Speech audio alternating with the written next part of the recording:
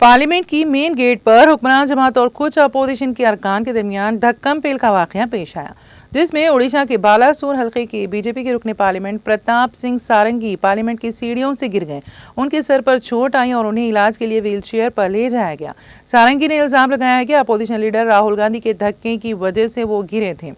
उन्होंने कहा कि राहुल ने कुछ एमपी को धक्का दिया, जिसकी वजह से एक रुकने पार्लियामेंट उन पर गिरा, जिससे वो जख्मी हो गए। सारंगी को राम मनोहर लोहिया अस्पताल ले जाया गया। इतलात के मुताबिक फर्रुखाबाद से बीजेपी के रुकने में असेंबली मुकेश राजपूत को राहुल ने धक्का दिया और वो सारंगी पर गिर पड़े।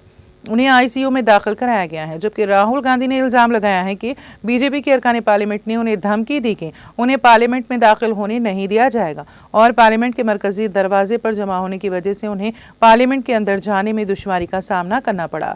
कांग्रेस सदर मल्लिकार्जुन खड़गे ने इल्जाम लगाया है कि बीजेपी के मेंबरान पार्लियामेंट ने राहुल और प्रियंका से बदतमीजी की। इस दौरान राज्यसभा और लोकसभा दोनों ऐवानों की कार्रवाई मुलतवी कर दी गई।